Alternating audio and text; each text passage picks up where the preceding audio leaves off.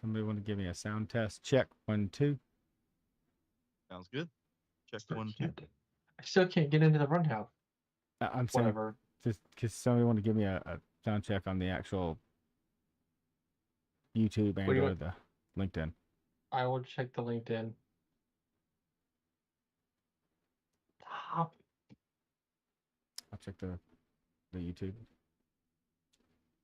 Somebody want to give me a sound test? Check 1, 2. Got it. Sounds good. Check Still 1, 2. can't- I Good. still can't get into the runhouse. I'm saying Whatever. just because somebody want to give me a sound check on the actual. Got it. Got to remember to do that. YouTube and What do you or want? the.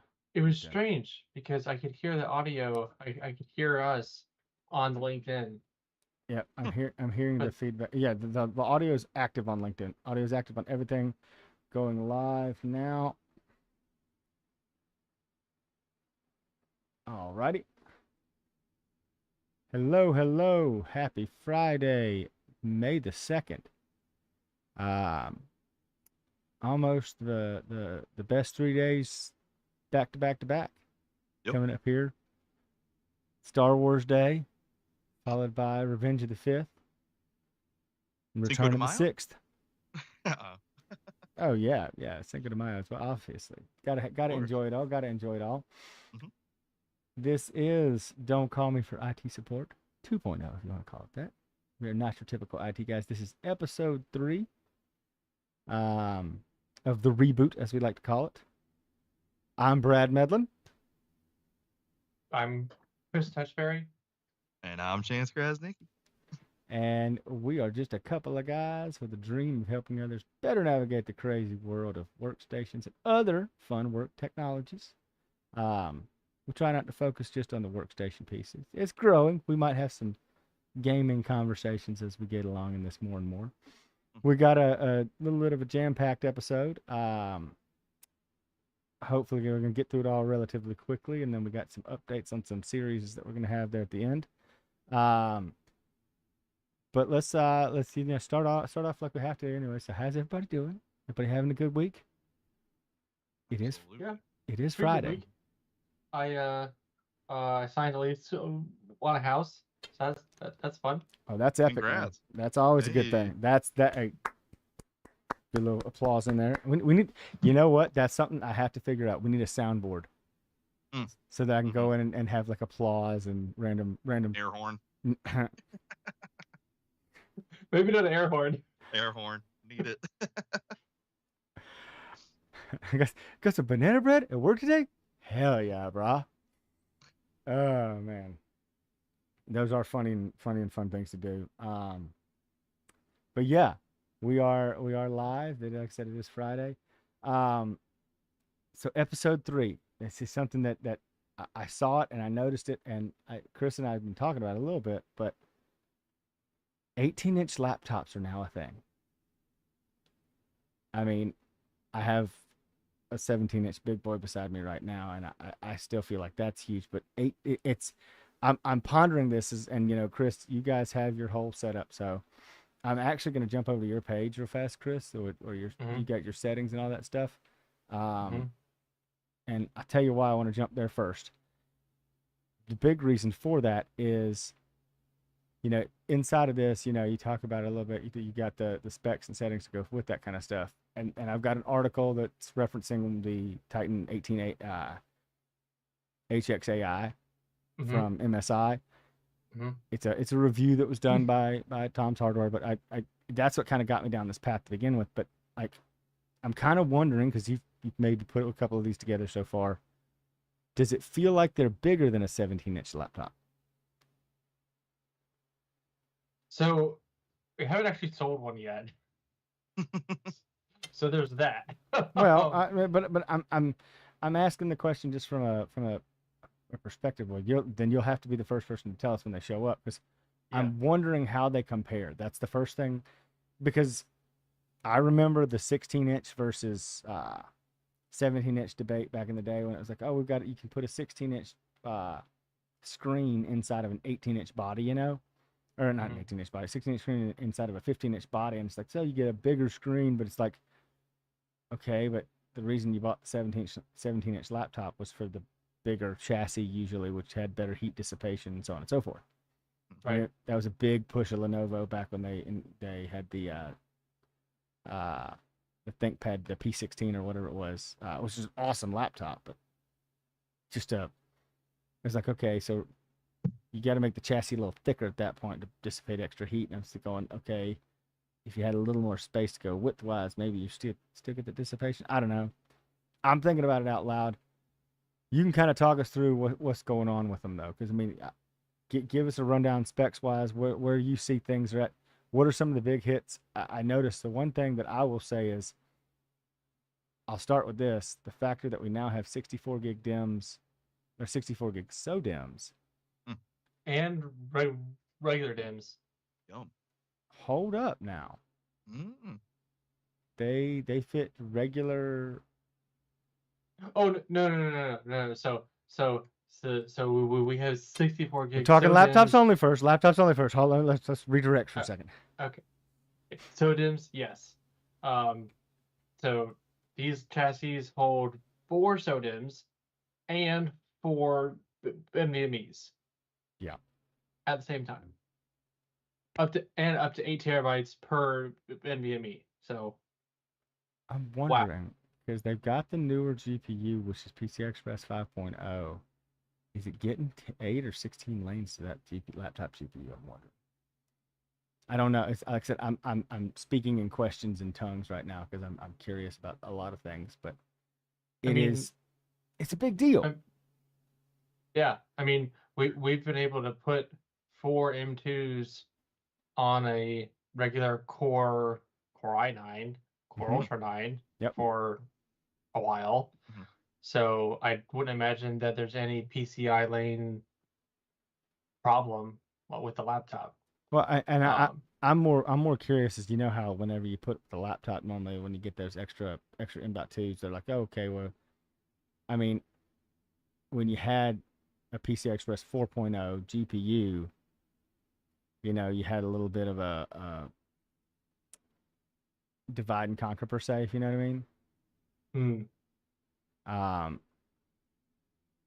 Okay, that's not.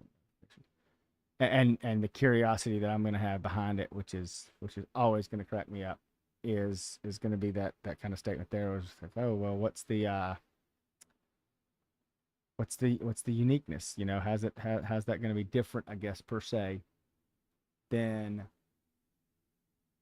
you know, they could multiplex that and say, hey, that's how they got the four drives on the old laptop setups and whatnot, because it's still hitting that theoretical peak with the 4 drives and all the other stuff. And now they've got, I mean, how many? So they had Thunderbolt 5 on them. Is that correct? Yes. Don't it have 2 Thunderbolt 5s though? I have the specs. Question. Yeah. Well, let's hear them. PC builds. And so so they're up to 4 PCI 4 NVMe's, 1 HDMI, dual Thunderbolt, Predators 5, dual USB-A, and dual Ethernet. Okay, yeah, okay. But what are the dual Ethernets? Let's hear them. They are. Oh God, you're putting me on the spot now. I was not expecting this. That's what they that. Right. Dude, you know how this is. We're gonna go down some rabbit trails.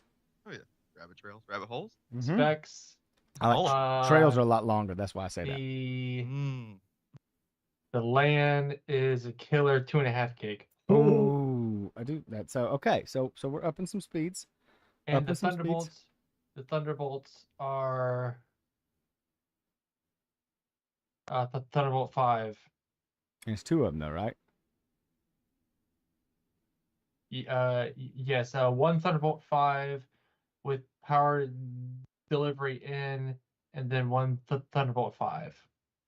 That makes sense. So basically, that's saying that one of them can pull the Thunderbolt 5, which is 240 watt spec.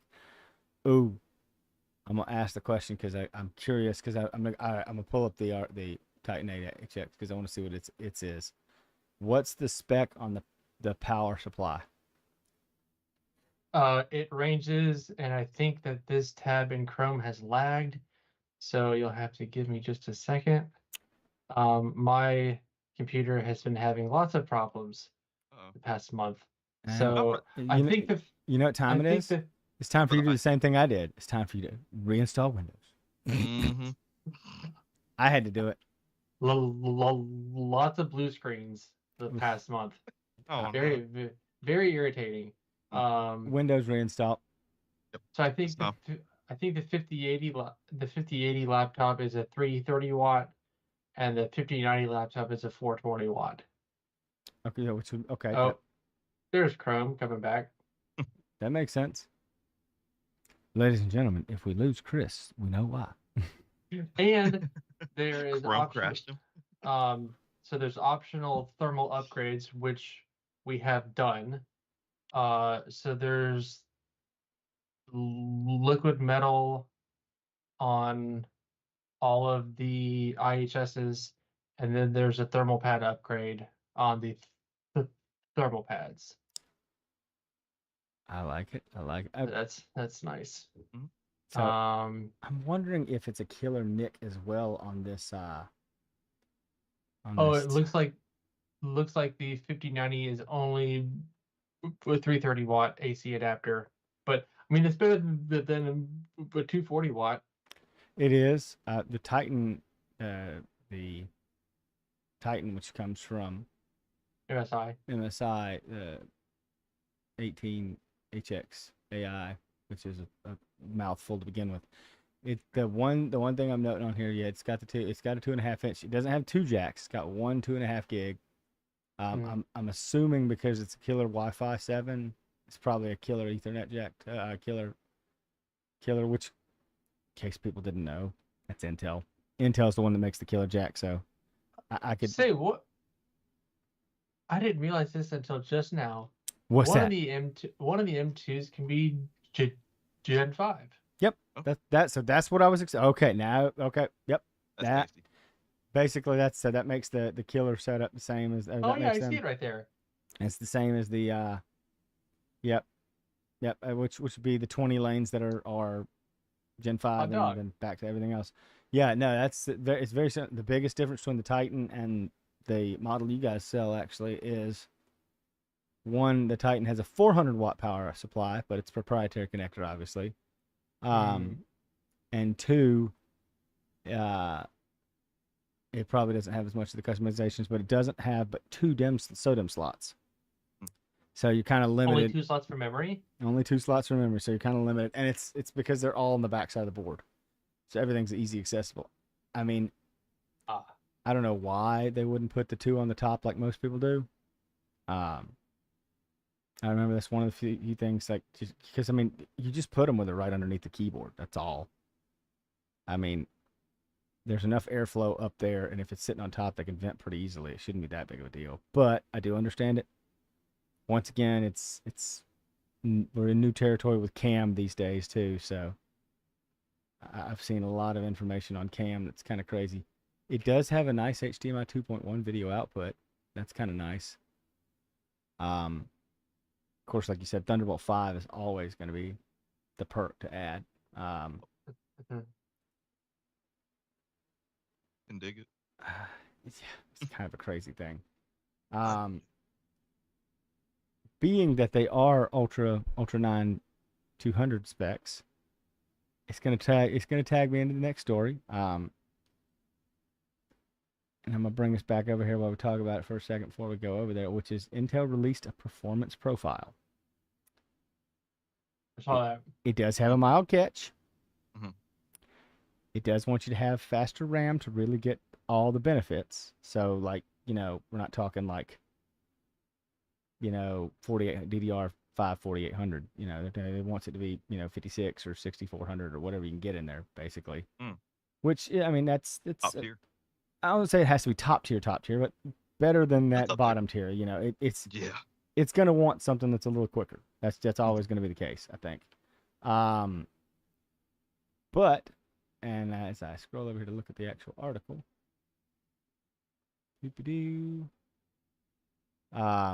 this comes to us via PC World. They actually saw quite a good bit of updates. take us back over to it. One of the cool things, and I'm gonna blow up this picture on screen so everybody can see it. The biggest changes that they made with the overclocking profile, and it's just like think of it kind of like PBO. It's a stock profile that's just going to come in and make some quick changes that are somewhat easy. No major modifications required or anything like that. Just going to kind of help out. It does boost the UDIM CUDIM up to 8,000 megatransfers per second, which is technically 4,000 megahertz, as opposed to the 6,400 megatransfer. So it does like that faster memory if you can get it, but it takes the benefit of every kind of memory type. So if it's there, if you already got something good that's fast, it's going to help out there. The big two things that it does do, the fabric, so the SoC tile, basically the interconnects, it boosts that clock speed from 2.6 gigahertz to 3.2 gigahertz, adds a little bit of voltage to do it.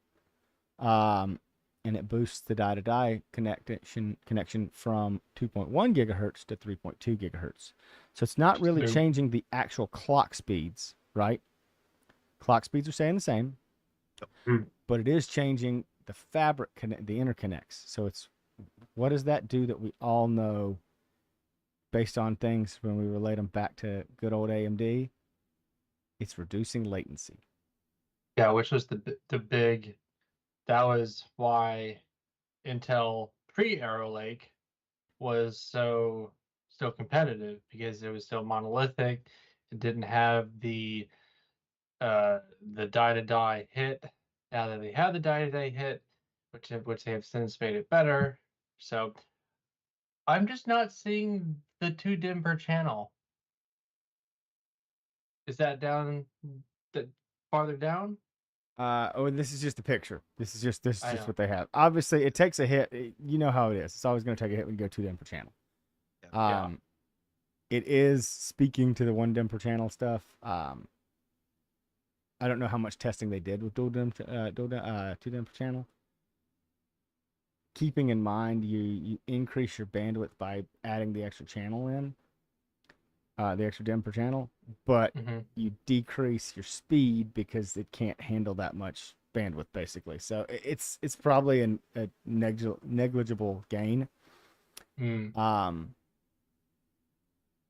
if you need the capacity, then you just need the capacity. Absolutely. But once again, it's an instant kind of boost. Is the way we're looking at it. And from the actual details that they came out with, there, obviously it's got to be on a Z890 motherboard, so you got to be that kind of stuff. It sounds like, speaking of Z890, I'll go down this little bit of a rabbit hole briefly. It sounds like Z890 is only going to get one real generation of processor, because it was designed to go on what was one before Arrow Lake, the mobile only. Oh gosh. Panther? No. No. Panther Lake's next. Before Arrow Lake, they had one that was supposed to go on there as well, the 700. But Lunar Lake? Yeah, that's right. Lunar Lake. Yeah. It's supposed Lunar Lake, the Core Ultra 1 series was supposed to be on there. That was Meteor Lake. Yeah, that was Meteor Lake. You're right. Meteor Lake. Lunar Lake's going on, goes beside the stuff. But Meteor Lake was supposed to be there. It didn't show up. They're probably going to get, it sounds like they're probably going to get a refresh of Arrow Lake later on this year. And then next gen, when Panther Lake arrives, and then the next generation will show up the following year. Panther Lake's going to be a mobile only kind of setup. As they both take to something we'll talk about more, 18A with Panther Lake and some other stuff, will probably be between server ships and then the mobile only. They'll kind of subdivide those two out to begin with. It sounds like that's going to kind of be a thing. There may be a Bartlett Lake S, which might be another generation for technically the Raptor Lake gen, but it's all P cores, 12 P cores. That might be interesting. Yep. 24 threads, 12 cores. Interesting. Don't know how that'll work, but that would be a nice upgrade for gamers if they get another generation on the Z700 series. And 12 P cores to me would be better than the E cores all day long. I mean, it's 20. Yeah, it's only 24 threads as opposed to 32 threads. But like you said, 24 P cores, 24 P core threads is pretty much better, anyways. Ultimately, though, it does seem like Intel is kind of trying to claw back into it with the PC market on that side of things. I saw an article. I don't know if it's on the rundown because I still can't sign into that bit. Intel's 14AE. It's like an optimized version of 14A. I don't know if that was on the rundown. That's not there. That's the next. So that's the next process node. We're Right. talking about. It might be a part of this. I have an Intel article coming up about the foundries here in a second. Okay. But there is, so the one thing I did want to bring up that catch. It does not seem like the 200S boost provides any real gain for an Arrow Lake CPU if you're not running Windows. So Linux probably lagging behind in drivers. Needs to take a minute. Needs to get some things put and applied to it. That will get us to that performance boost in Linux. They'll have to do a little bit of code, compiling and whatnot to make that work. Interesting little tidbit there for you to throw in. Got to be talking about it all, making sure everybody knows. Like I said, CPUs right now they're changing very rapidly. Oh, yeah. I know the next gen workstations will be coming out probably latter part of the year. I'm interested to see where they go with that. They did the refresh of Sapphire Rapids. Do they go to Granite Rapids, or they maybe make the jump to the next generation? We'll kind of see at that point in time. There's gonna be a good chance things change. Hopefully we find out more as the year goes on and they start to talk about it. Workstation, much like Threadripper Pro and Threadripper in general, they kind of lag behind. They have been lagging behind about a generation, basically. Primarily, Nowadays, primarily Threadripper because was strong. It was strong in the beginning, but but the reason that it's lagging behind is because they have all of the server chips that they want to get out there. Mhm. Once you get the server chip out there, then you're going to do your thing with the server chip, then you bring it back, and so on and so forth. That's basically the general consensus for how that works for them. Is they let the server chip roll out, then they make the workstation chip the next generation. About a year behind usually. There's more margin on the server chip. Oh yeah, more margin on the server chip, but also there's a bigger market, a better market to get into first. In a market where the enterprises and the server market in general wants those things. They don't care about the high clock speed, so they can kind of tweak and work with the node and get the better chips to come around and build up a supply of what we'd call a golden sample chip that would get a better clock speed kind of deal. That's something that doesn't happen early on, but it's all good. That's just a positive way to look at it. Obviously, we all know that server and workstation chips draw a crap ton of power, which brings us to the next topic. So, lack of power, baby. So, nuclear.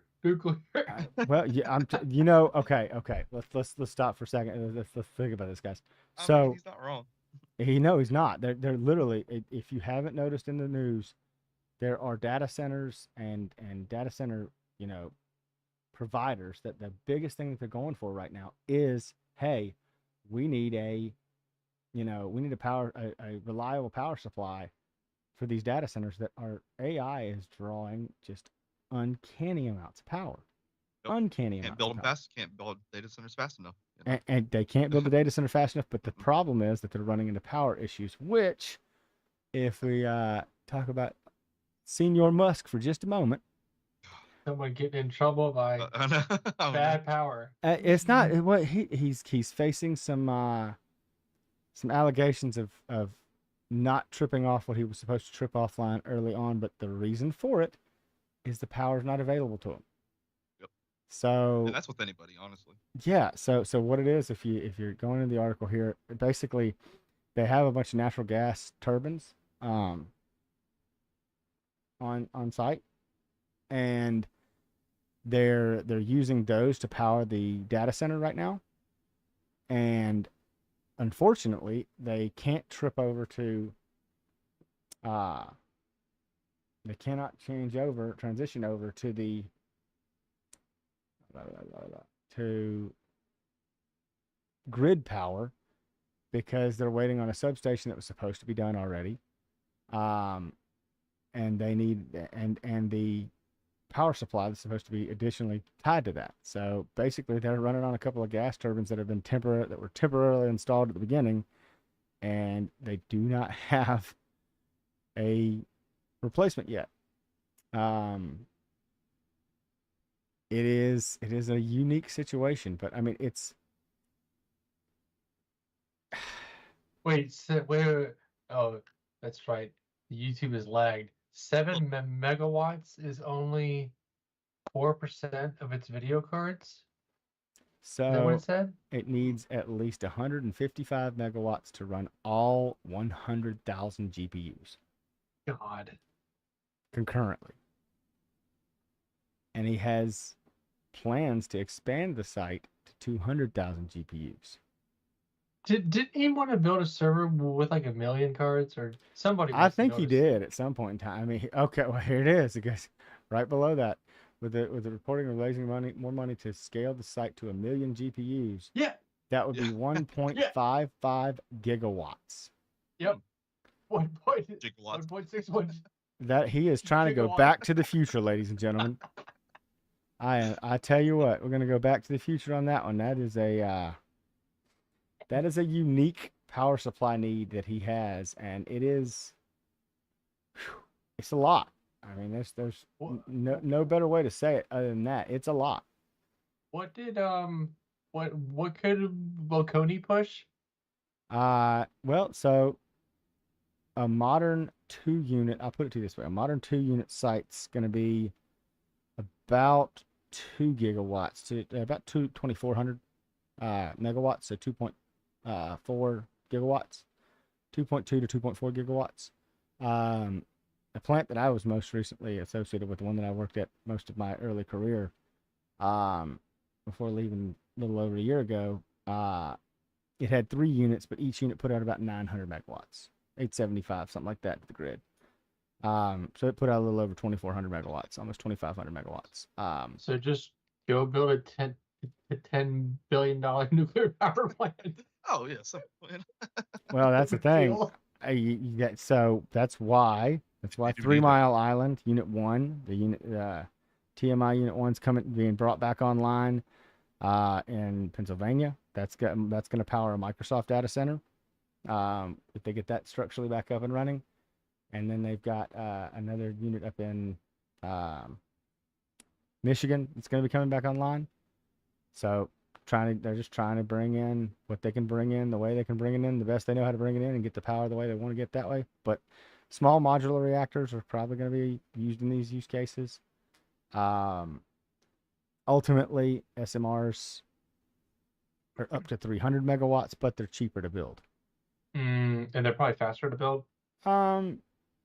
They would have a shorter build cycle because there's not as much componentry to it in the first place.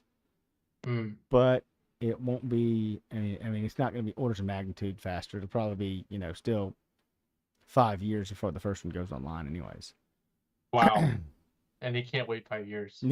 Well, so that's why, and like I said, that right do it there now. is why they're bringing old units back online, because they'll have them back faster.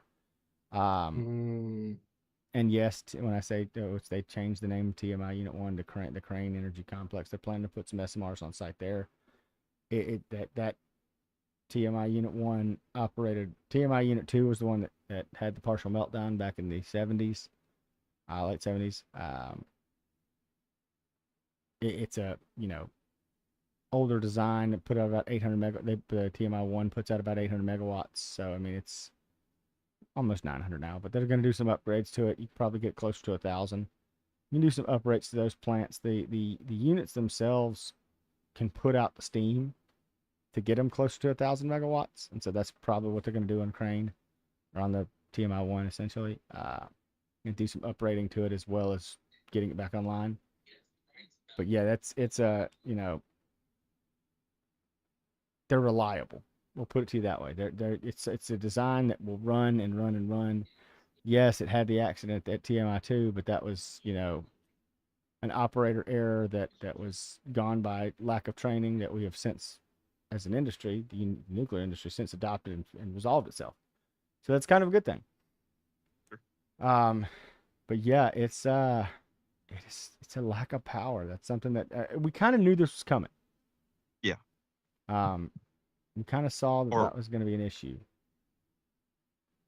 They could have made a difference with, Well, I mean, you can think about it this way, Mhm. and so pondering just the conversation amongst ourselves, Yeah. you really have to think about it from a, what is it's not something that can run on solar or wind.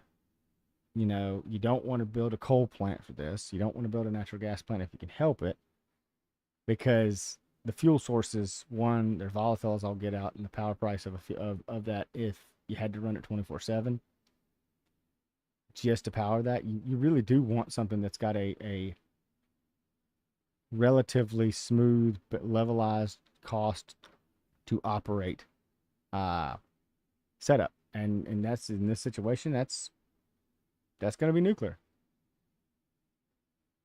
Absolutely. Kind of want to preface the next topic as we come out of the power thing, which is, it also relates to the fact that everything is drawing that much more power because they're just making chips that much bigger. Data center chips especially. So I saw some new processors by Intel that are what, they were 1,000 watts, or I think they're 1,000 watt. That's wild. Big boys. I mean, that's a I'm gonna go look and see what you're talking about. They were direct chip water cooled something. Oh, that doesn't I'm- surprise me Has to be. one stinking little I'm bit. never gonna touch it. Yep. It's way beyond my pay grade. So I'd have to see. So the top of the line Xeon right now, the 6960P. Nope, sorry, 6980P is 500 watts, but it is 100. It's only a matter of time. It's 128 P cores, and it is 3.9 gigahertz is the max turbo, 2 gigahertz base, 504 megabytes of L3 cache. Oh. Ladies and gentlemen, that's a half a gigabyte of L3 cache. Yum. Holy shnikes, Batman. So if you should look up the GB200 power consumption. So each the super chip pulls up to 1,200 watts, which is 2 Blackwells and 1 Grace. Yep. Yeah, 1,200 watts per super chip. The NVL272, for those of you that don't know, can draw up to 120 kilowatts. It has 36 super chips in one rack. Well, 120 kilowatts in one rack. Well, if it makes you feel any better, the stock 3595X maximum turbo power stock, then my stock, that statement is 462 watts. That is making no adjustments to it whatsoever. That'll stay safe. Oh. Do I have my setup? Let me see what mine says. I'm gonna send you a link on Nope, don't want to do LinkedIn that. Don't want to do that. Go away. Linked on LinkedIn. That's not because the I kind of can't one I want use to see. Teams. All right, maybe I can use the chat. No, I can't use chat over here. I need it. Stupid. I'll look Teams. at my stuff here in a little while and see if I can pull it up. Classic teams. I found the 1,000-watt processor article. Send it to me on. You got it here. I'll pull it up. Yep. It's probably next gen stuff, but yeah, I'll tell you what. Probably best to not try to overclock the system right now, Brad. I'm not trying to overclock the system. I was trying to go see if I was trying to go look at my settings. You know, I was thinking about it though. It's already hey, it's already it's already stock overclocked. It's running fine. Let me see. What do we have here? Let's drag this over and put this into the web page. Sometimes I hear that computer go, like ramp up real quick. Oh, when it ramps up, it ramps up. Uh-huh. Back there, so Equivalent of a leaf blower, man. It's oh, it does just fine. Don't you hate on it. Hey. Oh. I got my lovely Counterpart. AC in the back. That's for sure. It's just I know when he's testing, it's a whole different tune, you know. 1,000-watt processor. Yep. I mean, so we got a 1,000-watt processor here. Let's see what we got going down. With LGA and BGA. Well, BGA makes sense, but could you have it be socketable? So this is okay. This is a cooling solution. So it's experienced with the direct liquid cooling for up to 1,000-watt CPUs. That's what this is. So in standard liquid cooling, it can dissipate 1,000 watts. That kind of thermal load isn't for obviously it's for your bigger end chips and whatnot. But it's direct die cooling is what this is, guys. Titanic tops overclocked. Yeah, you know, anything that's really and truly overclocked. Let's be honest. Zachary. Running, yeah, it's a Series S in the background running Bass.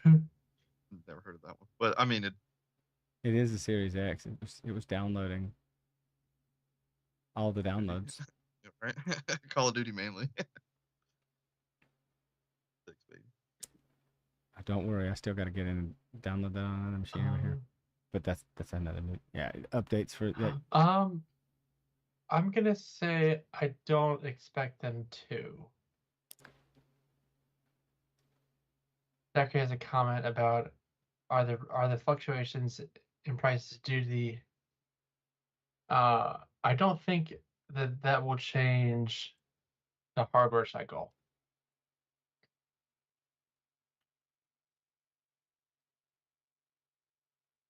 No.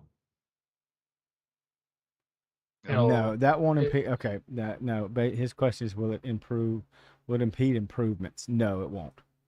It might cause prices to go up marginally. However, most of these chips kind of sort of pseudo escape the lovely tariff setups because tariffs on these items are more related to realistically, they're more related to systems as a whole. The chips that are manufactured in the U.S. It's kind of a good thing. And you know what? I'm gonna bring this over because I'm gonna swap over to this article while we're talking about it now. So currently, and this is Tech Power Up article that's in the rundown. Talking about some node shrinks here. So node shrinks are still happening, ladies and gentlemen. We're finally seeing them. 2 nanometer from TSMC comes out later this year. Great. N2P arriving next year. 18A is arriving this year. And shockingly, 18A is the most performant node of all three foundries currently. How about it? And it's by about 15 or 20% better overall, and that's probably due to the fact that one, it's got backside power delivery. But two, it's also got a different kind of setup. Yes, and price increases. I kind of want to follow that question up and answer it a little bit differently this way too. Price increases from a inflationary perspective are always going to be something that we have to deal with. However, shockingly, tariffs probably won't affect them, especially because most of these things are going to be manufactured in America or not in China. The chips themselves, right? Some of these chips may be made overseas at TSMC. Some of them may be made in America with Intel, or they may be made in South Korea with Samsung. None of those are really going to be affected, though, by a tariff because where the tariffs are most applicably applied is China. Anything that's happening right now tariff-wise, I honest to goodness, I don't foresee being a problem this time next year outside of China. There'll be some price increases, I think, as a whole. This is not a financial statement. We are not a financial channel. Financial advisors, seek your own. Yep. Do not assume do not ride the market based on this. However, what you probably will see is one. There's an article the other day. I'll look it up, see if I can find it. Talking about Apple looking at shifting all of its iPhone production, especially that set for America, over to India, which is already manufacturing iPhones for them. That's a pretty good perspective that'll probably happen. The next generation iPhone, obviously, there's always incremental price increases to them anyways. I don't think you're going to, you're probably going to see somehow, some way, if they are manufactured in China or assembled in China per se, you might see a way that they find a way to squeak it out. I don't know how, don't know why. It's Apple though. They always seem to somewhat get their way. Ultimately though, and this is just the best of what I can say, is the node shrinks are going to bring some power reductions to things, some efficiency gains, but you have to know what they're going to do because of that. If we can be more efficient, we'll still push the same amount of power and get that much more performance. That's literally been AMD and Intel's name of the game for CPUs, at least recently. And NVIDIA. Yeah, NVIDIA. Oh God, NVIDIA. They're the worst ones about it, though. Oh, we had that discussion on the last podcast talking about the difference between the 600 watt RTX Pro 6000 and the 300 watt Pro. It's like, you got double the power for 15-20% gains. Little value gain. I mean, it's a question of, do you really need that much more performance? Because it's just not going to really play out that way. Tiny pause. Can we just talk about how the heck we went from a 1080 Ti drawing what, like 150 watts, a 1080 Ti, a top of the line video card drawing 150, 180 watts, to a freaking 5090 pulling 600, like to 3 or 4 times the power. What the hell? It's all about performance. I know, but like, can we not have it draw 500 watts, please? I mean, well, can we talk about the middle of the stack too, from the CPU perspective, or from the GPU perspective? So, if you look at a 5070 or 5060, the actual CUDA compute performance hasn't really gone up. No, it hasn't. They've It's stagnated on CUDA. It's all AI and RT. It's software-based improvements to those GPUs that are making it, and some efficiency gains, but software-based improvements. I mean, it's kind of slowing down. Tensor. It's not software. that it's slowing down. I mean, okay. Well, slowing down. Yeah, you're right. It's a weird way of putting it. All right, I gotta go pull it up. So now I need to go 50, 70. There's twice as many cores in Blackwell as there were in Ada, but the raster or the CUDA performance did not jump by that much. So, but that's not what I'm getting at. So let's look at the 5070 versus the. All right, I'm gonna swap back over here. So the 5070 has 6,144 CUDA cores. All right, let's go look at the RTX 4070 Ti. Actually, let me back up. I'm gonna go look at the regular 4070. We'll look at the 4070 Super because that was close enough to it. The 4070 Super has more CUDA cores.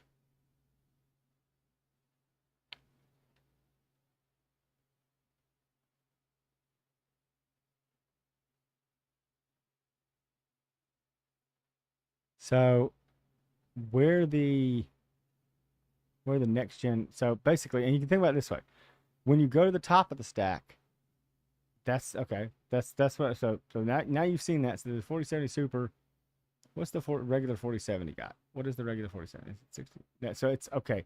There are more CUDA cores than the regular 4070 by 300 basically. Okay. 200, actually 250 basically. 250 more CUDA cores on the regular 4070 to 5070. Now, obviously, the Super is going to have some opportunities. Once again, software and really clock speed is what is changed the biggest bit here between that and the 5070. And I want to double check myself on this, but I do believe, yeah, they're running the same memory bus. They just have better memory bandwidth, so that helps. But let's go look at the 5090 now. So the 5090, 21,760. It is the only thing that really makes a leap in performance over the 4090, which had 16,384. So it gets 50% more CUDA cores. Mm-hmm. All right. The 5080 doesn't even have the same amount of CUDA cores as the 4090. As the 4090. That used to be the comparison we would run on, guys. That's true. Is that you'd see those, this rabbit trail we're diving in on. You'd see those things. The node shrinks, what they're allowing, and that's really the biggest thing here. The node shrinks, what they're giving us is the ability to push clock speeds faster. And so that's how the 5080 has, more performance than, a 4080. That's 4090. Or no, it's not more performance. It's not actually not. The 5080 has not got as much performance as a 4090. The 4090 is 112% of a 5080. The difference is, it's what a 4090 was supposed to be.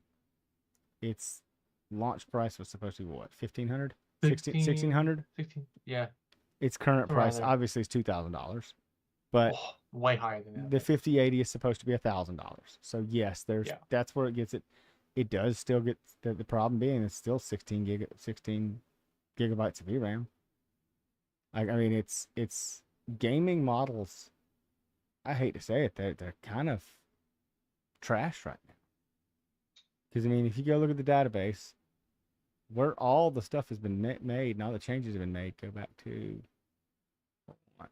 I think I saw something about a 50 Super. No, either a Super or a 5080 24 gig, possibly.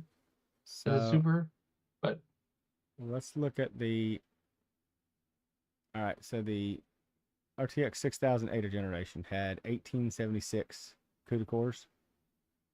The RTX Pro 6000 has 2464. 24,064. Once again, about a 50% increase in CUDA cores. 50? All right. Pro is where you're seeing the big difference here. So the Blackwell 5000 is 14,080. A whole block arc on this. Yeah. Blackwell 14,080 versus the 5,000, 12,800. So you actually do see a 200. That's not even 200 actually. That is 100. Good Lord, what is that? 100 and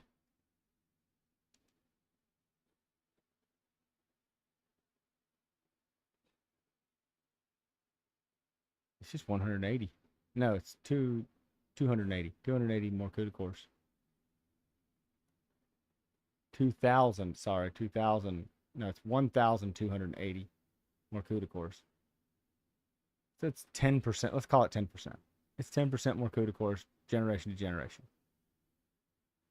The big difference, however, is you go from 32 gigs of VRAM on a 256-bit bus to 48 gigs of VRAM on a 384-bit bus. So you get a lot more VRAM. You know, that ties us into the last story, but at the same time, I want to kind of get this as a conversational piece. But Pro GPUs, that is where the difference is. Gaming GPUs are not getting really any benefit. Now, obviously, you guys, you and I all know that the money's in Pro GPUs. Let's be real. There's no money in the gaming GPU market for NVIDIA anymore. They're basically just putting something out there and saying, hey, we'll make the prosumer one. We'll give you that lovely what do you call it? We'll give you the lovely boost to have a nice 5090. Everything else can kind of stay the same. And a lot of that kind of stems back to the core count thing. So what is the most performing CPU right now on the market for gaming? 9800 X3D. Correct. How many cores does that have? 8. We have not left the 8-core run ever. We got to 8 cores and basically have said 8 cores and 16 threads is what gaming requires. And like Intel, like 8 years ago. Well, yeah, Intel. Go back to Intel 8 years ago, and they're like, well, 4 cores and 8 threads is all you need. 4 cores and 8 threads. Our fathers. We're in the same situation, and that's developers. Developers aren't developing things that need more than that to run massive, to get massive gains. Even on, a 4K, 120 hertz monitor, you're not seeing that much of a performance gain outside of 8 cores.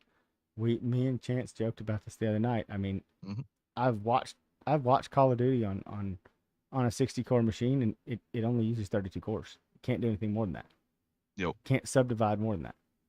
So it uses the 64 threads. It'll but it'll utilize the 64 threads, but that's it. Tops out. But the other cores and threads will literally sit idle. Yep. There's nothing for it to do unless you could. And software based, right? Yeah, it's a software constraint. There's no so you go if you got a 32 core machine. You're maxing it out, and the benefit to having more cores is you don't need as fast a core. Yeah. But there's no real big win per se over anything. And that's just software eventually catch up. We'll eventually start utilizing. Last time you saw 4K on a 4K screen, you know what? I guess Chance, it's time we have to stream it.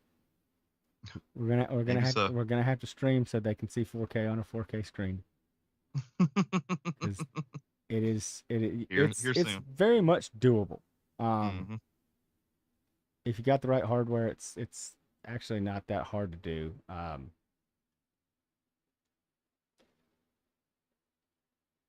Yeah, you can do a lot with 32 cores, anyways. But the point that I'm making is software as a whole hasn't figured out how to keep up with the advances of Threadripper Pro. I mean, unless you have a workload that needs more than 32 cores, 32 core Threadripper Pro machine's great. That's all you need. Usually. That's why most of our Threadripper Pro, most of them are 32 core. Well, I do want to go back into this real quick before we jump into that final note with the where we really hard hit GPUs. I want to finish this one up while I'm thinking about it too. Okay. So 18A's PT variant that enables the 3D die stacking, and the 14A process node enablement. So this is talking about, first of all, the other article that got tied to this is about TSMC. Their 2nm node. It's in production for things like the A16 for Apple. It'll be a generation, probably. It'll be next generation before AMD gets to touch that, unfortunately. It is what it is. The best way we can look at it.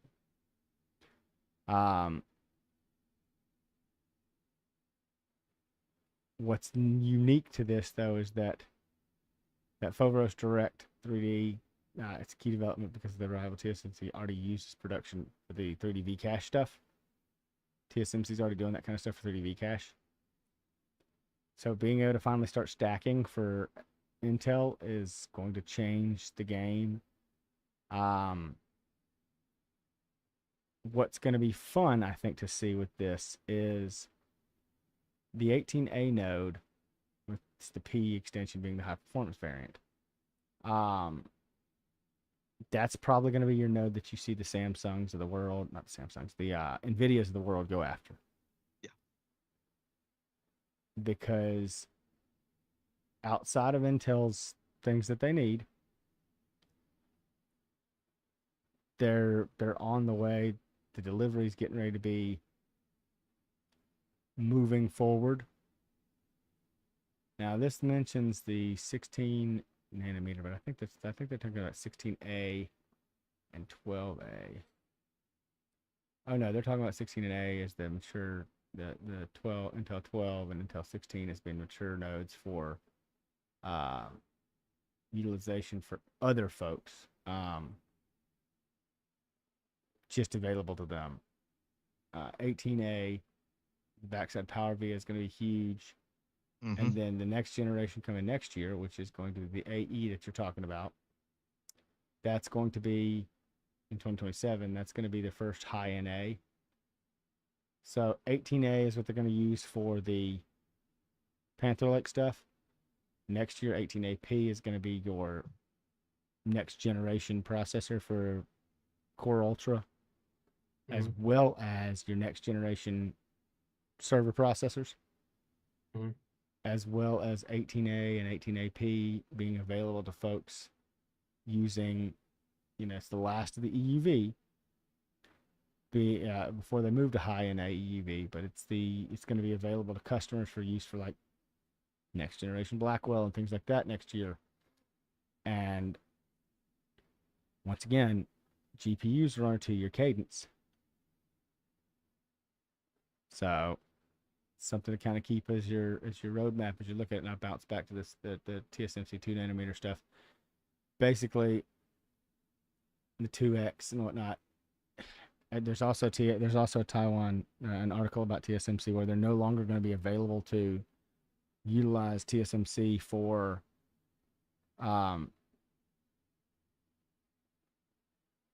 exporting the brand newest node. So there's going to be a lag basically that we're going to see on nodes coming out there. That lag is going to be for ramped production. It'll be out there. Yep. Lag production is always a good thing though. It's what will be the basis and benefit to our next generation supply and demand for next generation big chips and stuff like that for other customers. Which, like I said, that kind of ties us back into the final conversation that we were kind of sort of already starting, and that is the VRAM conversation. Yes. So been waiting all night to have this conversation. All night. Yeah, Chris has been chomping at the bits to get at this one. So VRAM. All right, what is? You've got everything listed here anyway. So the VRAM conversation. Let's get technical with this for just a second. Let's get techie. Because I had somebody ask me earlier, what's VRAM even for? What's that matter? So I tried see my way out. I tried to put it into terms that were into gaming terms. So I have a great way. I have a great analogy, I guess is the best way I could use it. So let's say you have a very open world game, all right? Or a lot of players in said open world game. I think like a Battlefield type things, or very, very large game rates where you got a lot of textures and a lot of movement and stuff going on in the background. All of that information has to be loaded into VRAM. Every bit of it. So that you can visualize it as you're moving through.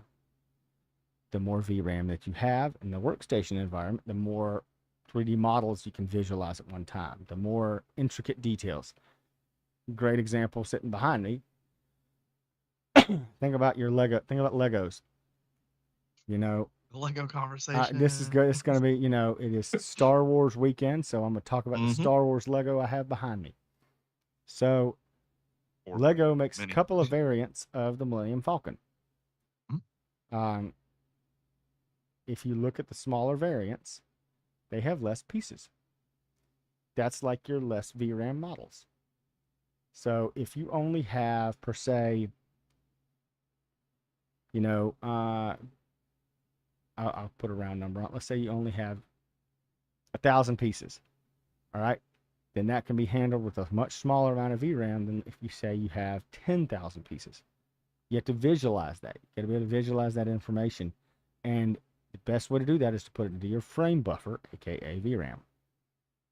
Now, let's kind of divulge a little bit more. Blackwell, and I'm waiting to see what comes out. Not the VRAM conversation. Oh my God, 6 gig cards. If they show up, I'm just gonna be sad. On gaming cards though, gaming cards, I won't be surprised. Especially as you get down to the lower tiers. I was about to say like a budget front kind of thing. Budget Nvidia will be that way. Budget Intel, budget AMD, probably not.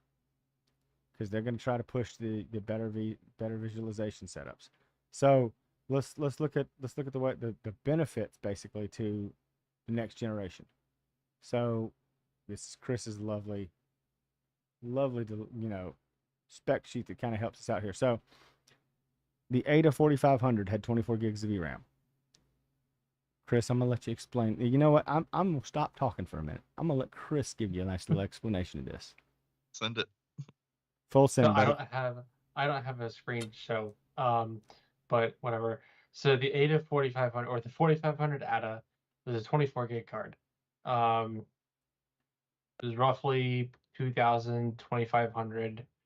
The 24 gig. So now the 4,000 Blackwell, so one tier down, but it's newer. It is also 24 gigs, and it's roughly $1,000 less. Same amount of VRAM. $1,000 less, which is nice. So if we go up to the 4500 series, so now the 5,000 ATA was roughly $4,000. 32 gigs of VRAM. The 4500 Blackwell is also 32 gigs of VRAM now, but it's roughly $2,500. So it's basically $1,500 or $2,000 less.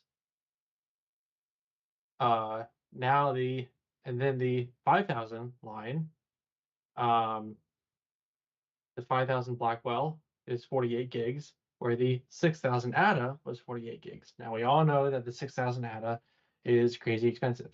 It's like $6 or $7 grand. The 5000 Blackwell is roughly $4 grand. So it's like $2 or $3 grand less, same amount of memory. Yep. Then at the extreme top of the stack, so if you needed 96 gigs of VRAM with ATA, you had to have two 6000 ATAs, which is like $12,000, between 12 to 14 grand. And you had to have a Xeon or a Threadripper because if you were going to NVLink over PCIe to get your 96 gigs, you had to have enough PCI lanes to do that. So you had to have a Xeon or a Threadripper, very expensive processor, motherboard, memory, ECC. That's a lot. Now you can just go get a 6000 Blackwell for, now remember, 6000 ATA was about $7 grand for 48 gigs.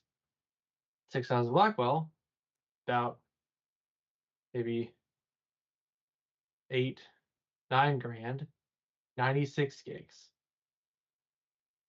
So now instead of spending 14 grand on two ATAs, you spend 8 grand on one Blackwell.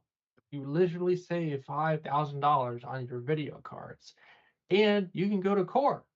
You don't have to go to Threadripper or AMD or Ryzen if you want to do that. Yep. Yeah. You can do Ryzen too. That's nice. I'm also going to bring out the fun piece about it because we were talking about the difference between Workstation and like the 5070 versus the 4070. So the 4500 ATA, and this is actually comparable to the 4000 too. I just did some rough numbers. So the 4500 ATA had 7680 CUDA cores, 24 gigs.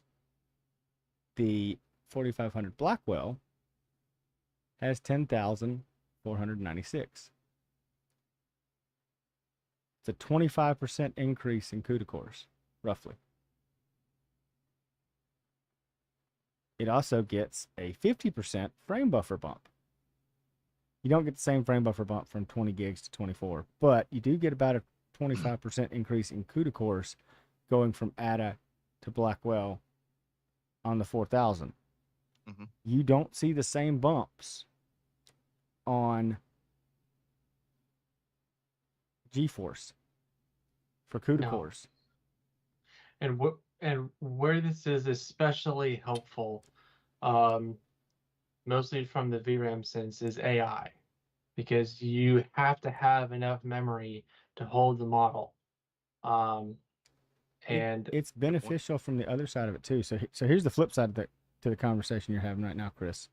So the mention of the VRAM perspective. So one of the things that most people don't quite understand when it comes to a workstation GPU is that a lot of times manipulating the model with the video, with the actual card itself, doesn't require as much GPU compute as it does VRAM. Mm-hmm. When you get into those larger models, whether it be for, like you mentioned AI, or CAD or any of that stuff, the more VRAM you have, the more of a model you can visualize. It's not necessarily tied to physically to the actual CUDA cores. Like if you got a card with better CUDA cores, or great, that's helpful, but it's not going to be as big of a deal as more VRAM. Now, Blackwell is a huge thing. I'd love to see it and get one in my hands and play with it. going to try to here in the near future, but at the same time, Blackwell is not the end all be all, because I like Chris said, I mean, one card is much better than two. Yeah. So. Or, efficient in all regards. Except the 6,000 Blackwell 600 watt. Stupid. Or you can do the max Q. The max. I'm going to say it again. If I buy a Blackwell card, it's not going to be the 6,000 card. It's not going to be the 6,000 max. It'll be the max key version, because guess what? I don't need a 600 watt card. That does not make any sense. I don't need 15% more performance for 300 more watts. Like I said, that and if you're overclocking your processor to pull 1,000 watts, and you have a 1,500 watt power supply, and you go to put a 600 watt video card in there, oopsies. Whoops. Need a second power supply. Well, let's think long term. Let's say you're going to go to let's say you have let's say you decide to have two Blackwell cards in there. 1,200 watts for that, plus 1,000 watts for a CPU. Nope. Not going to work, ladies and gentlemen. So we have a possible build coming up in the future, if he pays for it. And it's 4 600 watts that are spread across two systems that are linked together with the fancy Nick. I don't want to talk about it. But each system has two 2,000 watt power supplies. I don't know how I'm going to test that. 2,000 watt. Have that much wattage. And 2,000 watt power supplies typically require 220 volts. Maybe it's twins 1600s. I don't know. I forget. And once again, relating it back to the gaming perspective, gaming right now isn't going to play with this stuff. It's not going to touch that high end. A 5090 is still ludicrous. Not a gaming card. Yeah, it's a prosumer card. 5080 is a gaming card. It's the top tier gaming card right now, and it's still only got 16 gigs of VRAM. I wish they'd fix that. I do too. As we start to wrap up, been at this for about an hour now. As we start to wrap it up, do have a couple of quick series updates.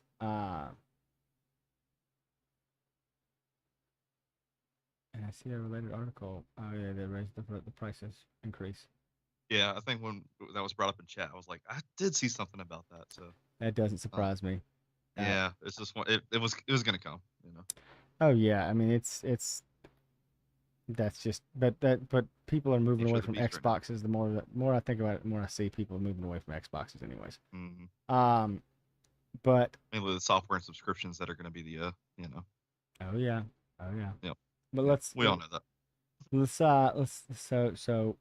had the digital twin series that's going to be coming a little bit more down the line for me. I've got a plan for that maybe in the next week or two to start the next gen. So next piece of that's going to be for the next part of it, part two.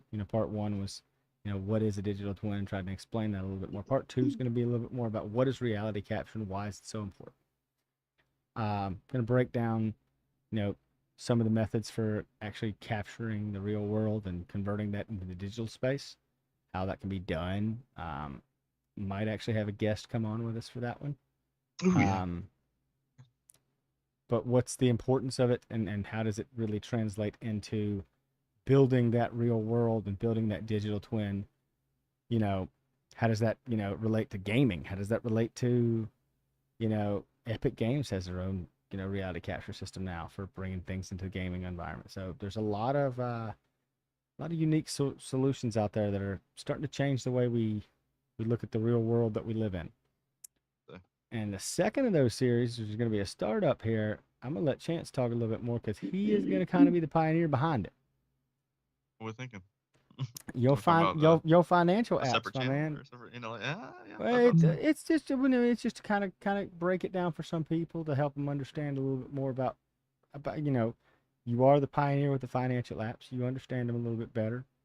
I kind of put a subtitle to it that was, what are they? What are some of the financial apps, and why have they changed, Wall Street to allow Main Street access to them? I mean, you guys kind of think about it, being able to trade, do daily trades and things like that. That used to be for the elite.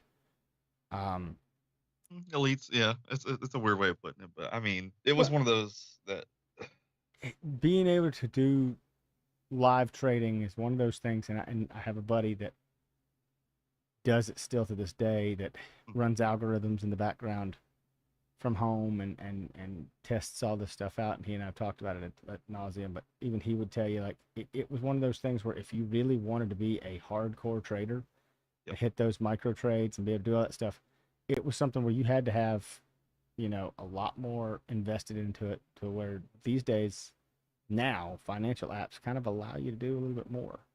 Oh, a lot more. And so that's kind of what, that's where I was going with that one. You are, like I said, you are I'm not going to say you're the financial advisor, but you're kind of more that financial analyst. Can't be. No, yeah, I'm not certified. Nobody. No. But of course, yeah, of course, there's no, no disclaimers, and I mean, there's disclaimer with a, no, we're not financial advisor. Don't, we don't, it's not financial advice. Seek an advisor, and go from there, kind of thing. If you're going to change to your portfolios, and but we are gonna. We can break down and kind of bring up some applications and some of the other tools that one might be able to use. And not only did you say Main Street, just being able to get into your stocks and ETFs and whatnot, but honestly, even in the crypto game now, it's a huge. We shifted the paradigm, and now I mean, when it's all said and done, it's been an explosion of all these good things and tools that we can now use to to better put yourself in an advantage. Yep. Gives everyone options to move forward and do things a little differently. And like I said, it's a series that we'll be preparing and planning down the line, so it's coming down. Obviously, we'll try to keep our standard monthly updates with some news and topics to go along with it, like this one.